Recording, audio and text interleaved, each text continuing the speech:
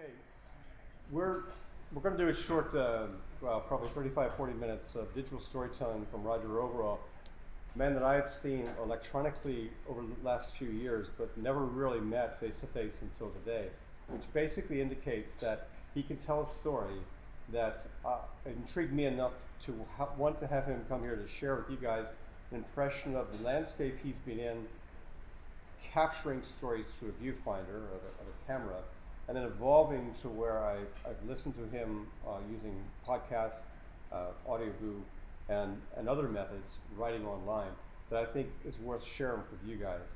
If there's one thing that I think is important for anybody involved in social media, it's the ability to be able to tell a story while knowing as it's unfolding in front of you that you're capturing the right kind of content.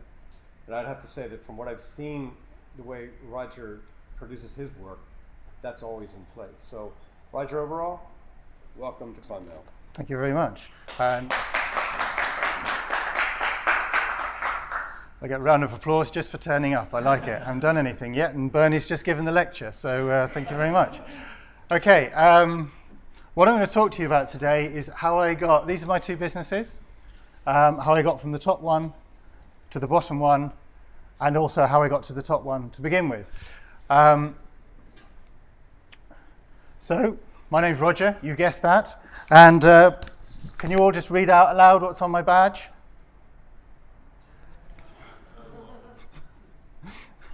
Okay. Badges are really good. I'm a walking business opportunity. Now remember this, just remember this for when we get there at the end. You always need to be able to tell people what it is you do, okay? The elevator pitch. And you're all in the realms of digital storytelling, multimedia storytelling, creative storytelling. I was talking to Gareth earlier on, he was telling me all kinds of fantastic things that you're up to.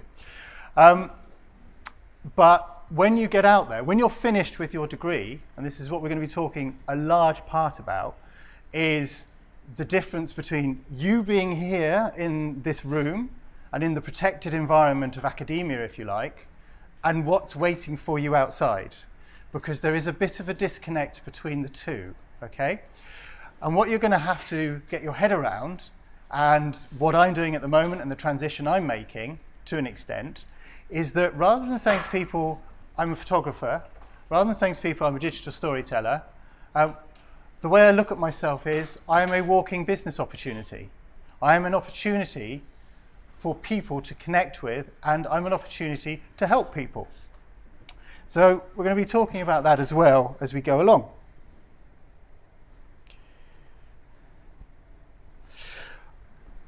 I really struggled to come up with a title for this.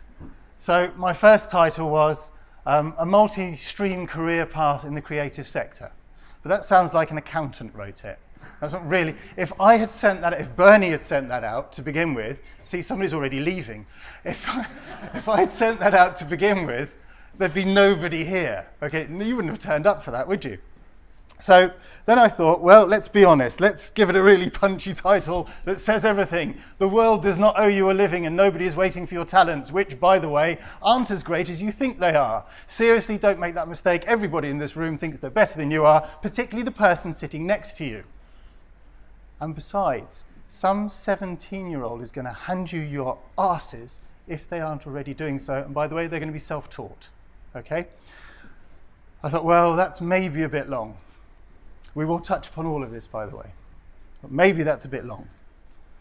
So here we are. Your career is a moving target. So that's what we're going to talk about. And I'm going to talk about careers being a moving target in the creative sector based on my own experience. So what I'm going to tell you is kind of like the hard-won, hard-fought experience of somebody who's been out in the trenches. So, my boyhood ambitions. Because we all start, when we're growing up, with this idea of what we're going to do later on in life. Well, I wanted to be a cartoon artist. And from about, 8 until about 15, 16, that was what I was going to do. Now, I grew up in Holland. You can probably tell from the accent. I'm not from here. And in Holland and on the continent, cartoon artist is a very respectable career. So I wanted to do that, and I drew lots of cartoons, and that was what I was going to do. Then I changed my mind. Around about 16, you kind of grow up and you decide, hang on, maybe that's a little bit childish. I was going to be a photojournalist. I was going to be a photographer. Okay, I was going to leave high school and I was going to go to the Photographic Academy in Holland. Okay, it was in The Hague, and the selection procedure was quite rigorous. And I remember on the open day sitting there next to my best friend, who was also going to join the academy, and the headmaster came out and he said, 1 in 3 of you will get into this school. 1 in 3 of you. And I thought, that's great, shame for my friend, but it's great, I'm in. And the headmaster said, that means that the people sitting either side of you won't get in if you do. Or if the person next to you gets in, you won't. But it didn't occur to me I wouldn't get in. Of course I was going to get in. So I went through this rather rigorous selection procedure, and does anybody want to guess? I don't even have to tell you what happened, do I? I didn't get in. My best friend did, the bastard. And he had to sit next to me. Anyway, so he got in. Now, this is relevant. This is relevant for later on. So then, so I wasn't going to be a photographer, because in Holland they're a bit strict, a bit regimental. You do a course. When you finish that course, that's the career you're going to have. Okay, so I couldn't get into the one photographic academy, the one photographic course in Holland. So that was my career done as a photographer before it even started. Finished. I was going to shoot for National Geographic. Well, not anymore. So, what actually happened? Because you'll have figured out, and what Bernie was telling you, I do actually make my living now partially as a photographer. So how did I get there? Well, first of all, I have a degree in anthropology. I have a master's degree in anthropology. I didn't know what I wanted to do, so I just went to university and thought, well, anthropology sounds nice. Anthropologist is a sociologist in an exotic country. The exoticness appealed to me, spent 6 months in Fiji, fantastic. Then had a degree. In Holland, as you might remember, that means I can become an anthropologist.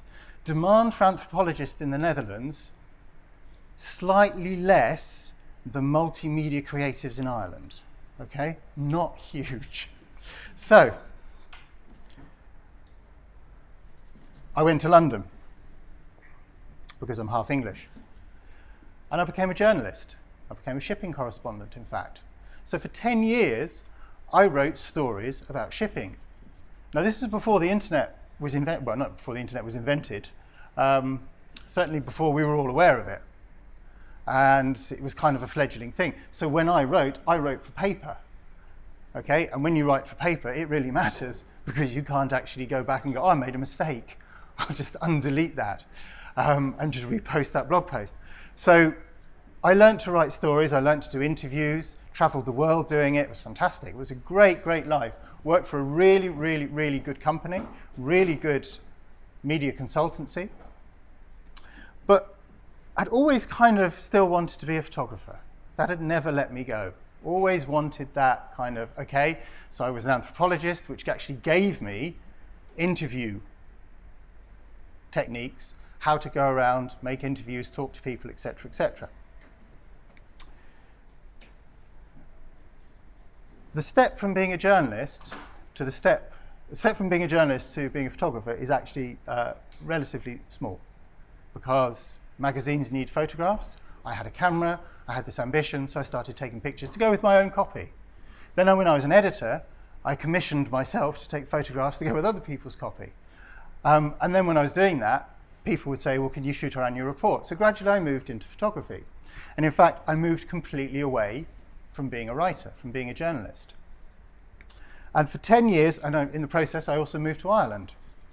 And in the process of being a photographer, I was quite successful. I thought I'd cracked it. I mean, I've had clients send me to the jungles of South America for them for 2 weeks, all expenses paid, luxury flights out, luxury flights back. I've shot national advertising campaigns for Vodafone. I thought I'd made it. I've won national and international awards. I won 1 national award 3 years running, and then thought, well, I better give up because it's unfair on everybody else. I had a great reputation. People knew me. People, online, people would connect with me out of the blue, or they'd see me somewhere at a photo function, they'd come up to me, they'd know who I was. I thought I'd arrived. This is fantastic. How could this ever go wrong? Well, then somebody really started to push digital cameras, and boy, did it go wrong. So here I am, reputation as a really rather good photographer, and my career as a photographer, I won't say overnight, but pretty quickly, just vanished in terms of commissions, the work that was coming in. Now, partially because we've had a bit of an economic downturn in Ireland, but that's not the only reason. Other things have been going on behind the scenes. And it's ironic because at the moment, the demand for photography, and I know some of you are photographers, has never been higher. In the history of humankind, the demand for photography has never been higher, except the supply of photography has never been higher either, and the supply of photography far outweighs the demand for photography. Certainly far outweighs the demand of photography that people are willing to pay for.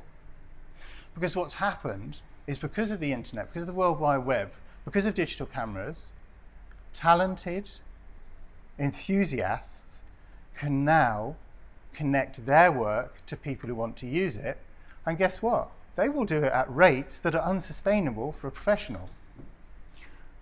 So this has happened in my sector of the creative industry. Okay, I have, at a certain point, I was having weekly conversations with professional photographers who were leaving the business completely, and some who were just hanging on. And I saw it in my own business. The thing just collapsed, just tanked.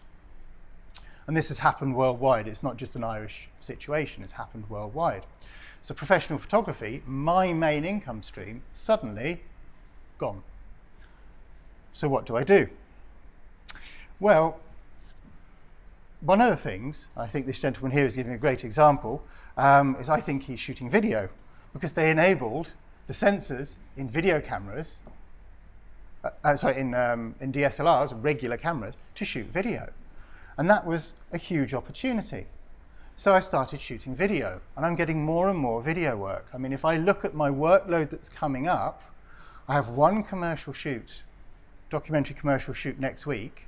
Then the shoot after that is a 3-day video shoot. And then the shoot after that has a huge video component to it. So suddenly from just being a photographer, I had to go and learn, okay, this sensor is now enabled on my camera to shoot video. Should I learn how to do that? Should I do something with it? Maybe, maybe not. And the advice I was getting from everybody was hell yes, because video is the next thing. And you know what? They were right. It is. So now I'm a videographer as well. I had my own video company with a couple of friends, a couple of photographers. We set up a video company just to shoot some of our own stuff that we could market and sell. And we sold it, but not enough, so we closed the business down. In the process, I also started writing about what I was up to, so I became a blogger. And I've made money blogging as well. Not a lot, but there are ways of making money blogging. And I think as Bernie alluded to, I don't know, I wouldn't say I was one of Ireland's leading podcasters, I wouldn't say I was one of Ireland's first podcasters, but I've had a series of long-running podcasts. I mean, I used to do Ireland's first professional photography podcast, for instance, with two friends. I have a business podcast. I do a podcast about documentary photography, which is my passion, which is my photographic roots, if you like. So there's all these things which, when you look at it, you go, and if you just replace blogger with writer, okay? And you look at all these things and you go, those were all standalone careers, or at least they used to be. That's the first thing to notice. They all used to be standalone careers, and you could make money doing them. Secondly, if you wanted to be a podcaster 10 years ago, well, that meant you had to have a job with a radio station because they had the infrastructure to broadcast what you wanted to say. If you wanted to be a writer, well, then you needed to be with a magazine, or you needed a publishing deal, or what have you, because somebody else controlled the means of distribution. Same with videography. If you wanted to make a video film, or any kind of a film, then the costs involved in production were horrendous, and then you had this thing, well, how are you going to get it out into the world? Well, it had to go onto a television station. So there were all these gatekeepers. Now, what the internet has done, and that's why professional photography has suffered, but talk to a videographer, he will say the same thing. I have videographer friends, and they all say the same thing. We've all been hit. writers. I was in touch with a radio producer in the UK, for Radio 4, and he said, my God, enthusiasts are putting out radio quality content that's almost as good, and in some cases better, than what we're producing at the BBC. And again, that is undermining. If you want to have your own radio show, you can. If you want to connect with somebody about a certain topic, well, there'll be a podcast about it. That person isn't broadcasting on the airways, they're broadcasting on the internet. So all these areas have been affected. And that has a huge impact on you guys, because you're going to go out into the world with your diplomas and your training, and actually, you're going to find that this career that you had in mind is going to be slightly different than you had planned. And you're going to have to be agile, and you're going to have to kind of roll with the punches, because the landscape is changing almost quicker than you can keep up. The digital storyteller. So it occurred to me, this is my other business, it occurred to me that all that stuff can be bundled up into helping businesses tell their story effectively online, okay? Because I have all this experience, all this professional experience. I have no formal training, by the way, in any of this, except of being an anthropologist. All the training I've had has been on the job. I've never been to college for being a journalist, a photographer, a videographer, blogger, and a podcaster. And I've won blogging awards and I've won photography awards. How does that work? Okay. Now, the reason I raise that is not to say, hey, I'm great. The reason I mention this is you're in the confines of this room and you might think you're shit hot. You may actually be shit hot. But out there, oh my God, there are people who are going to knock you over, and they're younger than you are, way younger. There's a guy, does anybody know Joey Lawrence? Okay. One person, hand up if you know Joey Lawrence. Okay, great. Joey Lawrence really pissed me off. And in fact, he pissed off a load of professional photographers because, you know, it took me 20 years to get to where I wanted to be as a photographer. Award-winning, really doing really well, having the reputation, etc., etc. But I'd never then, you know, I've shot national advertising campaigns, yeah, great. But, you know, that was kind of my ceiling. Joey L was shooting posters, movie posters for Hollywood. He was shooting international advertising campaigns when I was 40. Why did he upset me? He was 17. And he was shooting Hollywood movie posters and international advertising campaigns at 17. Okay? Is anybody here 17? No. So this just serves to show there are people out there who are incredibly talented, who are younger than you are, who are going to do better work than you. Okay? Piece of advice, there'll be a lot of advice towards the end. Don't try to be the best, it'll wreck your head. It's impossible. There's always going to be somebody better than you. And when you encounter these people, you kind of need to get over it. You know? Joey L kind of really upset me at the time. I did sort of think maybe I should change my name to Roger O. It seems that all the photographers, you know, Rankin, what's his name, Plankton, whatever his name is, they all, you know, just one name, that seems to do it. What next for me, I don't know, but what I do know is that my career is constantly moving. The stuff I want to do is the stuff I want to do, but I need to find a market for it, and it may mean that I start doing something else next as well to add to that long list that you saw. And for you guys, that means that, yes, you'll have a diploma. And I was talking to Gareth earlier on. He was telling me that you'll touch upon all these various disciplines. That's really good, by the way, that you'll touch upon all these disciplines. Learn as much as you can here, because you're going to have to wear several hats out when you're looking for your job. Okay? And you're going to have to bring various talents in, certainly if you're going to be freelance working on your own. Okay? We'll talk about specialization as we go along, but because there is kind of this conflict between, well, shouldn't I specialize and become really good at one thing, or should I know about lots of different things? And I'm going to wreck your head by saying you need to do both.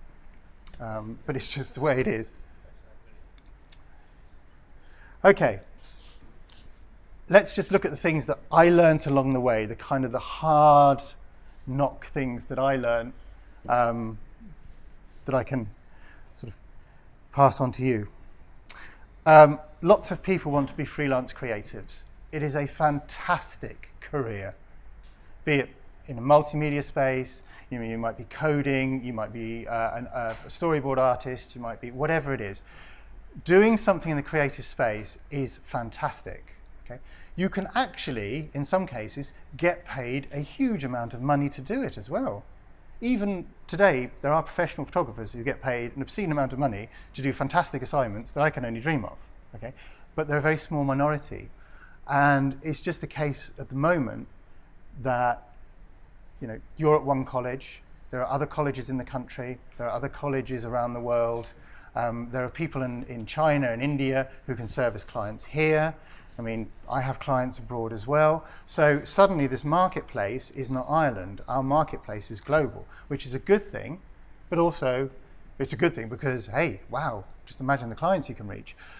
But it's something of a challenge as well, because suddenly you're up against not just the person sitting next to you, but not just the person who went to a college in Dublin. You're up against the guy who went to college in New York, somebody who went to college in Paris, Italy, Shanghai. And also, by the way, you're up against the people who are self-taught, who actually taught themselves to do this. And who do you think is more motivated? People who've actually self-taught? Because that takes something, So just bear that in mind. You just need to recognize that the pie is X, and the number of people looking to eat from that pie is X plus Y. Okay? Many of them, as we discussed, are better than you, and they're younger as well. I won't say better looking, because this is actually quite a good looking picture here. If I Instagram that, nobody's going to lose their lunch. Okay, you have to break from the pack. There was a guy, he died within the last 2 years, Oren Harari, and he wrote a book called Break from the Pack. And I would recommend anybody read Break from the Pack, because what you're going to have to do is you're going to have to break from the pack, and you're going to have to do it several times. We'll talk about that in a second, but you need to look at what other people are doing, and you need to figure out your own route, okay? The easiest formula is look at what other people are doing and then do something different. Okay? You don't need to be best, you don't need to be better, but if you're different, different trumps better every time. Okay? If you're different, people will notice you. If you're different, people will seek you out. But if you're kind of still doing the same thing as everybody else, well, then they're going to start judging you on, guess what, price. I always give the example of wedding photographers. A load of wedding photographers in Ireland and around the world shoot the same stuff. You would not notice a difference between the stuff that photographer A shot at a wedding and stuff that photographer B shot at a wedding. It's all the same. So how does the client make up their mind? They look at the price, because they know they're going to get the same thing. But if you're different, which is what a lot of my success in photography was based on, I was different for a while, before everybody followed me. No, that's not true. Before other people kind of saw, hey, this interests me as well. Because never think that you own whatever it is you move into. Others will either realize, hey, I find that very interesting as well. I want to go into that space. Or they might just genuinely copy you, but don't assume they're copying you. It might just be that you've opened their eyes. So Oren Harari, Break from the Pack, great book, can recommend it to you. And not only do you have to break from the pack, it's really hard to do, because actually it means you have to do work. It's much easier to copy what somebody else is doing. But to do your own stuff, that requires you to kind of think. It also requires you to connect with your inner values and what is important to you and develop your own style. Bernie, by the way, if you go onto I think it's his Google Plus feed, he had a short excerpt from an interview with a writer, and I forget the name. But check out his feed. It's from today, it's from this morning. Bernie, can you remember the writer? Ira Glass, okay? And he had this great excerpt, and basically what Ira was saying was, when you leave college, when you first start, the stuff you're doing isn't going to be that great. You just need to keep doing it and doing it and doing it until you know it's great. And what is the filter? What is the the lens that you need to look through. What is going to tell you that it's great? Well, it's your own taste. You all have great taste. You all have a value set that you can apply to the work you're doing. And that's why when you sometimes do something, you go, oh, I'm not sure that's quite it. We all have that. And you just need to do it and do it and do it until your filter is telling you, hey, you've connected with your value set and your vision here, and you're producing work that is important. Okay, remember when I said you need to specialize and you need to do a lot of things? Specialization is quite key, because as I've been describing, the way to specialize is to actually go, well, who am I? What do I believe in? How do I see the world? And I'm going to project my work is going to revolve around that. That is going to be my vision and my voice, which, by the way, is going to help you connect with the right kind of customers for your work, which also means, by the way, you won't have any competitors. You'll have no competitors. If you're doing what only you can do because it's coming from in here, okay, you have no competitors. You might have colleagues, but you won't have competitors. Do you know what I mean? Again, I was chatting to Gareth and he was telling me that there can be a bit of backstabbing going on in the creative world. Hell yes, I've been out there in the trenches. Oh my God, yes, there is backstabbing. Typically the people who are the haters, there is an official term for these people, they're people who haven't connected with their own value set, who haven't found their own vision and their own voice. Therefore, they're doing the same as everybody else. Therefore, if somebody else gets the job and they don't, that person is taking bread off their table. Well, then I hate them and I need to go and stab them. But actually, if you've figured out your own value set and you know where you're coming from and you're being creative in a way that only you can be creative, well, guess what? Nobody can compete with you. And also, then all of a sudden, you don't need to worry about anybody else. In fact, you can go out of your way to help them. And my God, when you start helping people, wow, amazing things happen. Believe me, I at one point was getting more work from other photographers than I was generating myself. Simply because, I was relaxed about what I was doing, I was engaging with people, and people started helping me out. Sorry, just to come back onto the second bit there. When you do this, and you've got your niche, that's great. Clients will come to you because you do this thing. But it doesn't mean enough clients want what you do to sustain you, okay? So therein lies another issue, okay? So you can specialize, I would absolutely recommend it, but it doesn't mean that once you've built that niche, that it's going to be big enough to sustain you on its own. So you're going to need to do other things. You're going to have to be agile and flexible in what you do. So you might need several little niches. For the photographers among you, and I'm sure goes for many other creatives, if you're thinking of a career in photography, let me just tell you one thing, and I don't have this from myself, I have experience of it, but I have it from somebody whose life completely crumbled, a photographer called Zach Arias in the US, and he actually has this thing where he says, look, photography will take from you everything that you're willing to give it. It will take your family, your health, your money, everything. And he actually has a story about that, and it's really quite moving because he lost everything. Pretty much the only thing he was left with was his life, a young son, and a massive amount of debt. So you have to be careful, okay? You have to realize that there are going to be boundaries in your career, and there's going to be huge demands made of you in your career as well. But you need to manage these things. And lastly, like I said, the world is moving faster than you can keep up.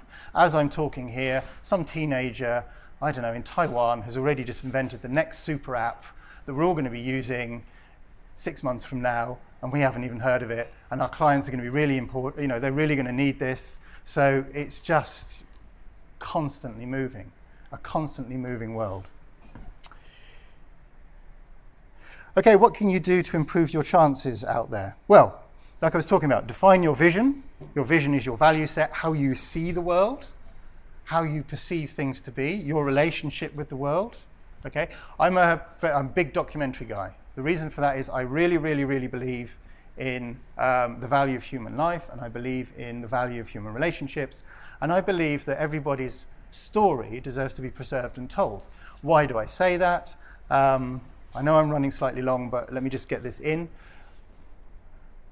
I took a photograph once, and it was a photograph of a lady. Now, I just want to imagine, just if you close your eyes if it helps, but just imagine somebody emaciated, as if they've walked out of Auschwitz, Bergen-Belsen, okay? Really just skeleton and skin, and propped up in her bed. And obviously not a well woman. And on the bed, on one side, is her 7-year-old daughter, jumping up and down and being 7 years old. And this woman is pained that the fact that this girl is jumping on the bed is just sending shockwaves through the bed and it's hurting her physically. But it's her daughter. So she's got this attempt at a smile. There is a kind of a smile on her face. And then on the other side is her husband, who's kind of watching this, and he's got a smile on his face as well. So I have this photograph, and it is the last photograph ever taken of that woman. She died 3 days later. The photograph was taken in Australia. She died pretty much as I was getting off the aeroplane here in Cork again, and my brother-in-law rang up and said, she's dead. So I had to get on an aeroplane straight back to go to my sister's funeral. So I have this photograph of my sister, the last one ever taken of her. Now my niece is going to grow up not really knowing her mother. She's going to go through her teenage years not knowing her mother, not having her mother there to help and guide her. But what does she have? She has this photograph, and in this photograph you can see that my niece was loved by my sister. She will always have that. Now when you have that experience, it changes you. So it really influenced my photography, and I found my vision of the world. Human life is important. Everybody here has fantastic stories, are going to do crazy important things, and are really significant. It doesn't matter what you might think of your own life, it is really important. And that was my vision. And as soon as I hit my vision, suddenly people were handing me awards. Wow. And then the next thing, once you've got your vision, is you need to find your voice. Okay? How do you express your vision?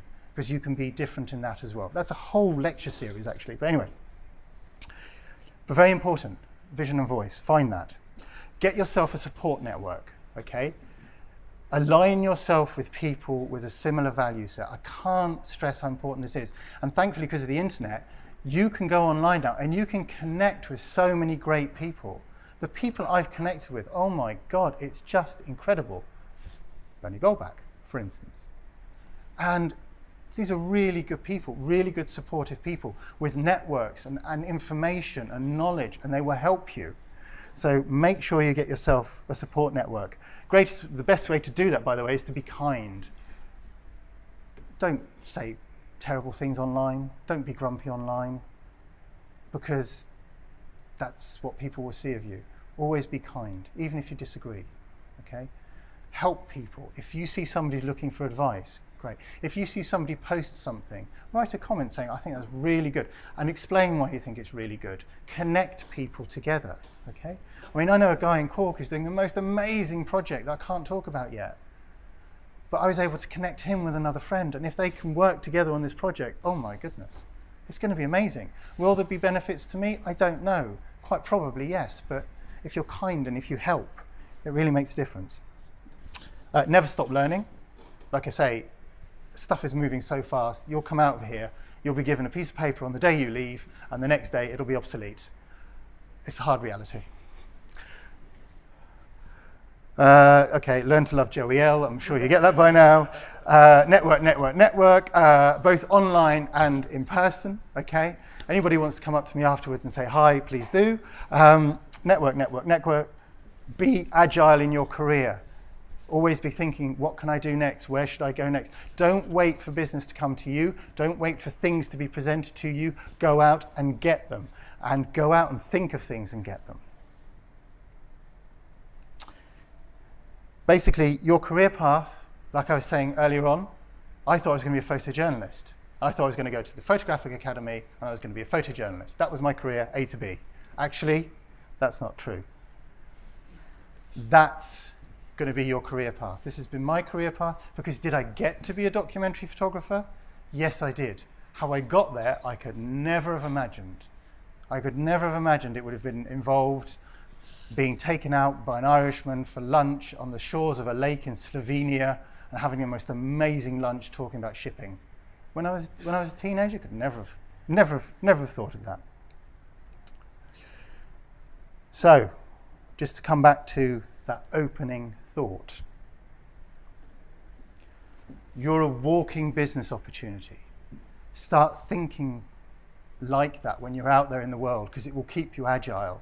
What can I do for you, my client, who doesn't know me yet, and who doesn't even know that you need what I'm going to tell you you need?